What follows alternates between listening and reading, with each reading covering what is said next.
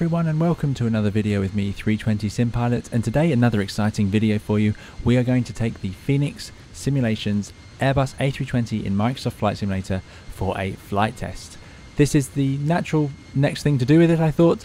This is something that the channel is based on. What I like to do is, as a real-world Airbus pilot, I want to be able to show you how the aircraft handles in the simulator and compare it to the real world and give you an idea of what we expect from the aircraft and what sort of things you might encounter whilst flying them in real life. So what better opportunity than to take this highly detailed airliner for a spin and show you some of the flight control laws, some of the high speed events, low speed events, and how it handles them. So we'll be looking at normal law, alternate law, maybe a bit of stalling, and also just the general handling as you would hand fly the aircraft. So we're going to talk about all of that today. For those of you who haven't seen it, this is a highly detailed simulation of the Airbus 320 coming to Microsoft Flight Simulator from Fenix Simulations. I have a preview video already on the channel which will show you a little bit, including a power up, a taxi out, a takeoff and a landing. Today we're going to focus on the flying, so we're going to talk about what makes the Airbus an Airbus and how it handles in the air and how these systems are so well intertwined with the actual physical aircraft. I am a real-world Airbus pilot, but none of this is for any real-world use, of course. It's just to give you some extra context on your home simulations. If you'd like to see more videos and guides on this aircraft, they will be coming to the channel in the future, so do please subscribe if you'd like to see those. Let's get started. Okay, so here we are at flight level 120. I've just adjusted the weather a bit so that we get a bit of a view out the window other than just the blue skies, as lovely as they were. So, first of all, I want to show you the manual flight of this aircraft in normal law. Normal law is what the Airbus will spend 99.99 and hopefully more % of its life. Normal law is the way it operates and is designed to be operated, assuming that the aircraft is in fully functioning order. So first of all, I'm going to put it into heading mode, so we're flying along in heading by pulling the heading bug. You can see in the Fenix we just have to use the arrows, so pull and push, very straightforward. So I've got it pulled, and we're going to stay at flight level 120 for now. So normal law is what makes the Airbus famous, and it's part of the DNA of the Airbus aircraft. It's what the aircraft is designed around. It's why we have a side stick and we don't have to have a yoke. We also don't have any trim switch on the side stick because of course the aircraft auto trims, and it's all to do with normal law. So what am I talking about? Well, I have done videos on this in the past, so we'll do a brief recap today for those of you who haven't seen that. But in normal law, if I disconnect the autopilot, so let's the autopilot off, and you can see we're now flying along at 250 knots with the auto thrust in. I'm going to also turn off the flight directors, and I'm going to actually turn off the auto thrust as well. So I'm going to bring the thrust back, so I'm going to match the donuts to the thrust, and then disconnect it using the disconnect button on the side. There's auto flight, auto thrust off. I can clear that ECAM message, stay the page normal, everything's working. Great. So in normal law, the aircraft wants to fly along at 1G. So what that means is we are sitting at 1G right now, and if I pull the side stick back, it doesn't command an elevator angle, it commands a G-force. So you pull it back and you command more than 1G, and then when you release it you go back to 1G. So let me show you what that means. I'm just going to wind the altitude out of the way, or it's going to keep buzzing us. There we go. Right, so let's pull back the side stick, and now we're commanding more than 1G, so the nose of the aircraft rises because it's trying to push us into the seat. As soon as I let go, it's commanding 1G again. What it does is then holds that, so it's holding 1G right now, and it will trim accordingly. We don't need to trim ourselves. So likewise, before we get too slow, I'll push the nose down, going back to 1G there. You actually see a G-load meter down here on the lower status display. That will be because we're exceeding certain tolerances to cause that to trigger. But there's a crucial thing about the G in the Airbus in normal law, is that we are completely protected. It will not over-G the aircraft. So if I pull back fully on the side stick, it will go to 2.5 G with the flaps up, which is the structural limit of the airplane. If I push all the way down, it will go to -1, the structural limit with the flaps up. With flaps out, that's reduced to +2 and 0G. So why does this make the Airbus the Airbus? Well, because we're commanding a G and not an elevator angle, we don't need to retrim the aeroplane. It will automatically hold the elevator as it needs to in order to maintain the G-force we command, currently 1G, by leaving it alone. And it will then run the trimmer as it sees fit. Which brings me on to the next thing. We're commanding 1G and we're flying on a level about flight level 130. So what I'm going to do now is just start applying the thrust. So we'll go all the way through, let's go to climb thrust, which is plenty and plenty of thrust. So you can see it will slightly level out, and the real aircraft's true to this as well. It's not 100% perfect, but there we go, still flying, slight descent even, Imagine doing this in the 737. The nose would have come straight up because of the pitch power couple and the acceleration.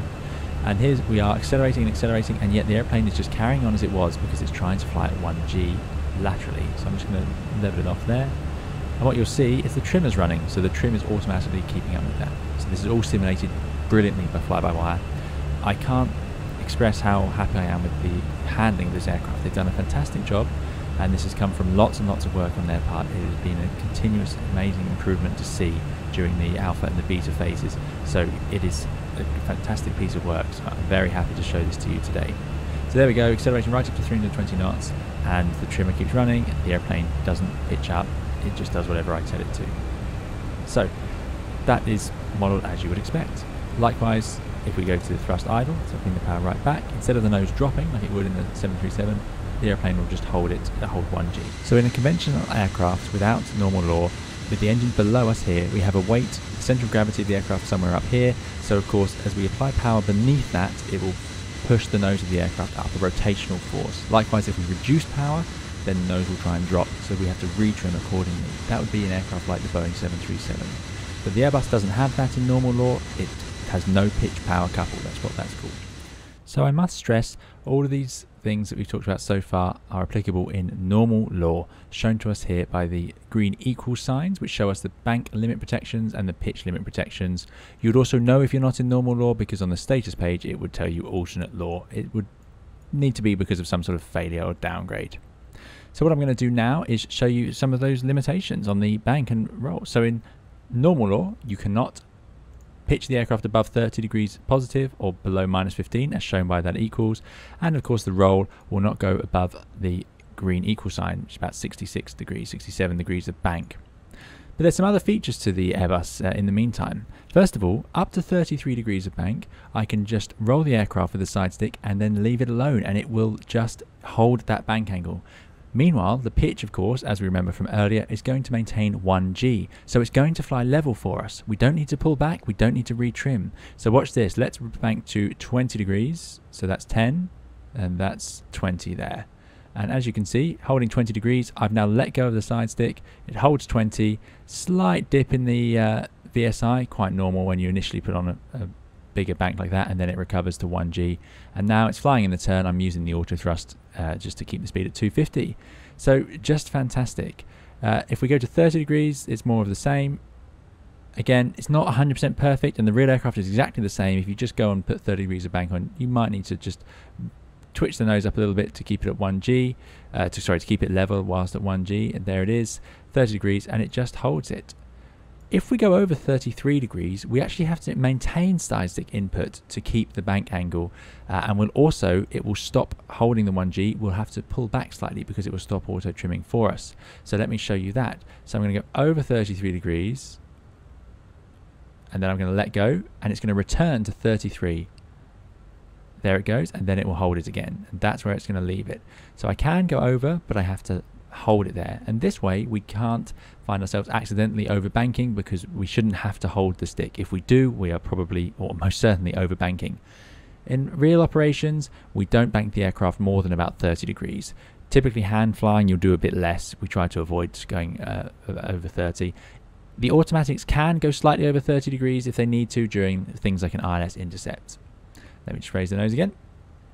As I said, if you messed around enough. Oh yeah, well, the reason we lost altitude there was because by going over 33, it will stop that auto trimming. You'll notice the trimmer is not running, so the aircraft will just sink and sink and sink because it's no longer doing that. So to maintain altitude like this, I have to start pulling back.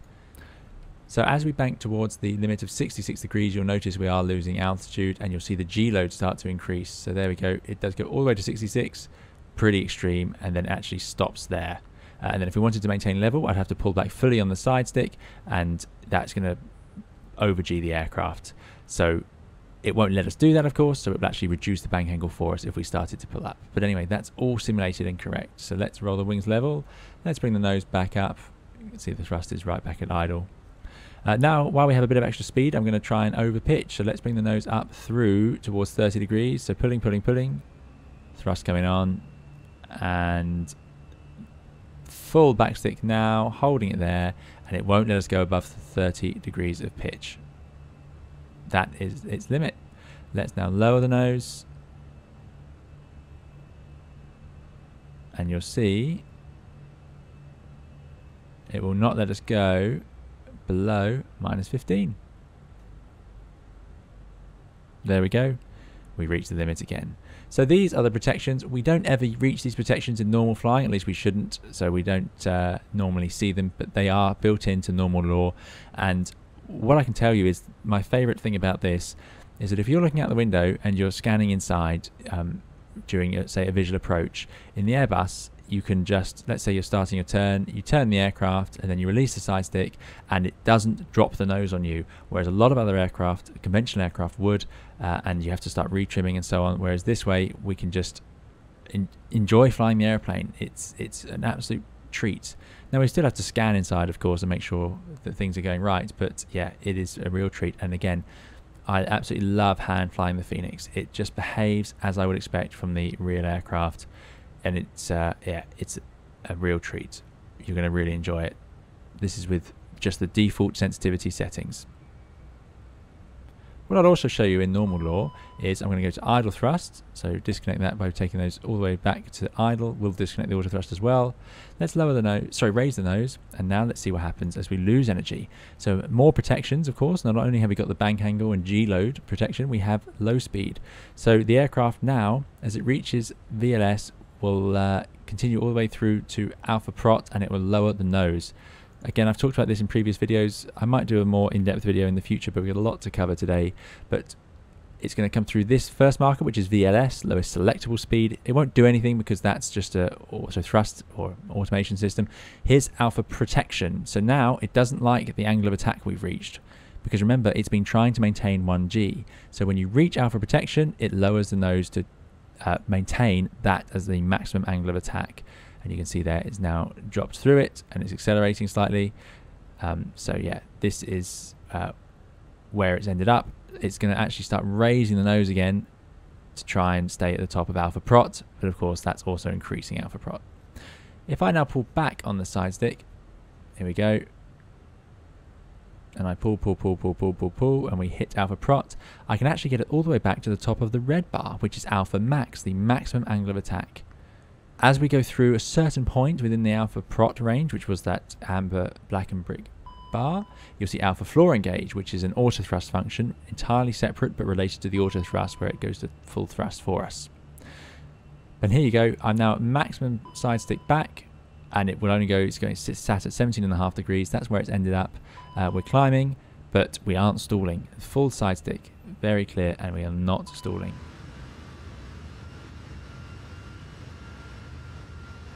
It will not let us. So now if I let go of the side stick, it won't maintain where it is. It will actually return to the top of alpha prot. So that's what it's going to do. Toga lock staying there because of course the thrust is now locked at toga because of the fact it's engaged alpha floor. And there you go. What it's doing now is it's aiming to try and stay at the top of alpha prot. So to actually regain control of the pitch and put it back into our normal sort of G mode as we were talking about, I have to actually push forward on the side stick, push forward, there we go, and then you basically snap it out of it, and well, you don't want to snap anything, but you know what I mean. We are putting it back to our normal law. I'm going to take over from the auto thrust by disconnecting it, and then I've got manual thrust again. Great. The high-speed protections won't be too surprising, but I'm going to lower the nose. It's going to accelerate. The speed bug is not doing anything because, of course, we have no automatics now, no auto thrust. I've turned it all off. Get rid of the master caution, which is the auto thrust off message. And as we get through the overspeed, it's going to actually raise the nose for us. So here it is, maintaining 1G, accelerating, accelerating, accelerating, descending also, of course. It will go slightly into it, then it will pitch up, and there's the warning, overspeed warning, nose rising. Now you can actually, if I push forward on the side stick, which I'm now doing, full nose forward, it can override, and I can actually force the aircraft to accelerate even further into the overspeed, but there is a limit on that as well, and eventually it will still nose up, just like this.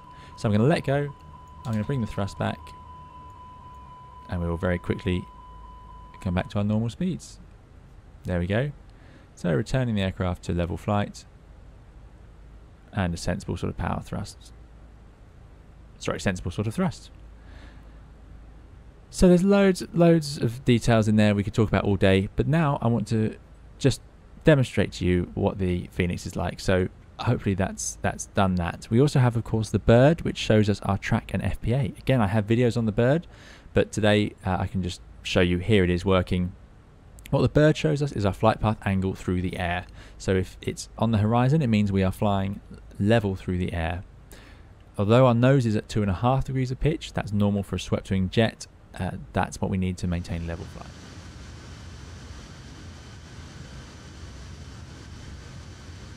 As we pull up the nose, the bird will move, and that again is showing us our actual angle. So we're climbing if it's up in the blue, and we'll be descending if it's in the brown towards the ground. The top of the bird shows us our track, so that is not a heading but a track compared to the wind. But anyway, that's a whole video on its own. So the bird is there and functional as you would expect. Next, what I want to do is put it into alternate law. So failures are a big part of this aircraft or this Fenix simulation, so we cannot just fly around with everything working. Let's test it out.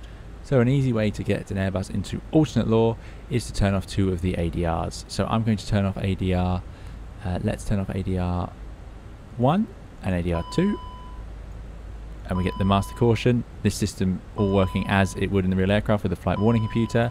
Lots of cautions there. Nav ADR 1 and 2 fault, and it gives us the instructions actually. So I've done videos on failures as well, but we will do more in the future. So I'm not going to fly the full failure management process of handling an Airbus, but I will follow the instruction here. So it tells us air data switching capped into 3. So what it's saying is your air data computer, which gives us things like our speed and our altitude, is broken on both system 1 and system 2.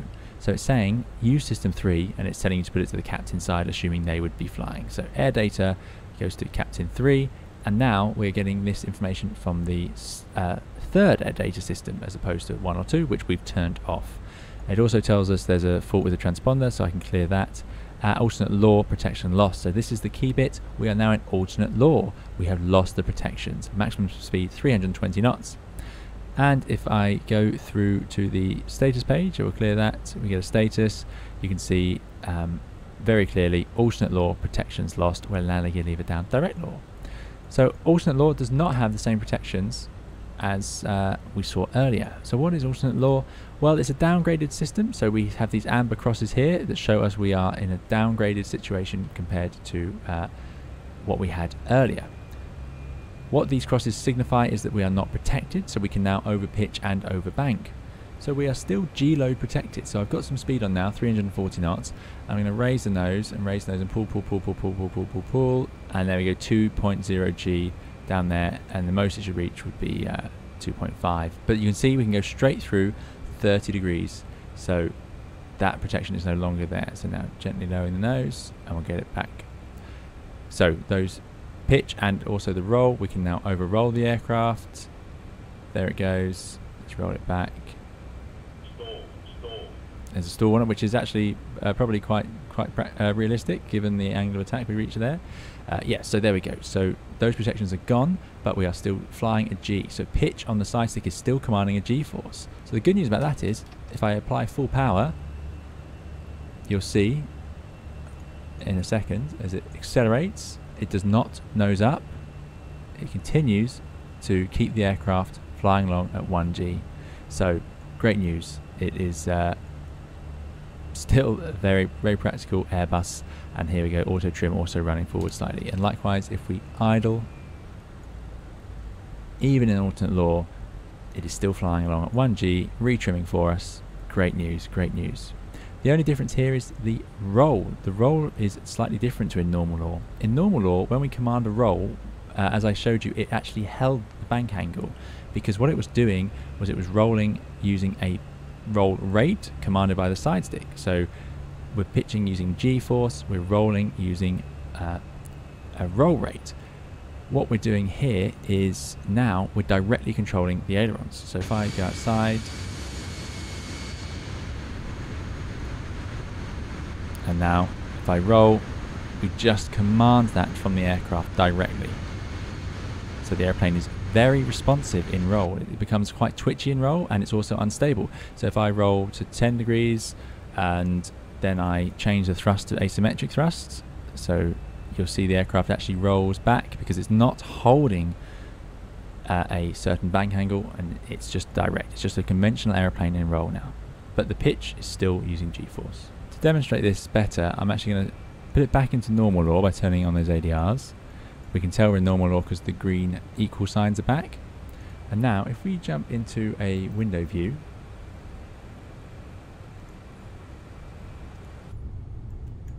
and we look at those ailerons. Okay, so now we're in normal law, remember. So what I'm going to do is command a roll, and you see the aileron and the roll spoilers move. I'm holding the same roll here, and I'm letting go now, and the airplane holds the bank. But if I roll quite far, you can see I'm not controlling anything now. I'm not commanding anything, but see the roll spoilers are popping in and out to try and maintain that 33-degree angle of bank. That's what it's trying to do there. So you can see the aircraft is maneuvering itself to maintain it in the roll direction. And if I go further than that, we take over, and then I let go, you can see it fly itself back to 33 degrees. Very interesting to see. But now, if we turn off the ADRs, back as we were, and we go back to that view, you can see now that if I roll it past, firstly the outboard spoilers only are being used, and you can see it doesn't do anything. It's not holding anything, it's just reacting to my inputs and my inputs alone. So more twitchy. Still completely fine to fly, of course. Something important to note is that in alternate law you can stall the Airbus. It's very, very important to remember that. It's one of the main things missing is its stall protection. So I'm going to show you that now. As we reduce speed, I've got autothrust off, flying in level flight. The speed is reducing and reducing and reducing. Let me just nose the aircraft up. And there's a stall warner, and you can actually see we have no alpha protection in here anymore. We just have our V stall warner and our VLS. So it's now going to give us a stall warner, but before it does, and this is great to see it doing this correctly, I'm not pitching the aircraft at all, I'm leaving it alone. It is gently lowering the nose for us. There is some stability. Some versions of alternate law have this and some don't. The normal one like this should have this stability where it will gently lower the nose for you. It's not perfect, but it's better than nothing. However, it's totally overrideable. If I am to pull back, we will stall the aircraft all the way back now. It is entirely possible. Let's stall warner. So to recover from this, we are going to push down on the nose. That will immediately reduce the angle of attack on the wing and hopefully remove the stall. And then we're going to roll the wings to level. We're going to make sure that we have out of the stall warner, and then I can start to increase the thrust. And once I've done that, I'm going to gently pitch the nose up. And what we don't want to do is re-enter the stall. So gently pitching the nose up, making sure the speed brakes are retracted, and we are out of it. So still just an airplane. You can recover from a stall, but it's great to see all those different details, that sort of stability it's called, really built into it. So that's all for today's video. Thank you very much for watching. I hope it's been interesting for you. Just a look at what the Airbus is all about and some of the amazing engineering behind it. It's a really fascinating machine, and the thought and design that went into it are really quite impressive. It's great to see this brought to Microsoft Flight Simulator in such a detailed way with such a fantastic simulation as the Fenix Simulations A320. This is a preview build, I must stress. It's not the final release version, so there could be changes later on, so do please keep that in mind. There'll be plenty more videos and guides coming on the channel where I'll take you through different procedures and of course different normal procedures and abnormal procedures and all sorts of approaches. We'll be doing plenty of live streams as well, so do please subscribe if you'd like to see more of those. Otherwise, we'll see you again in another video or live stream soon. Thank you for watching. Bye bye.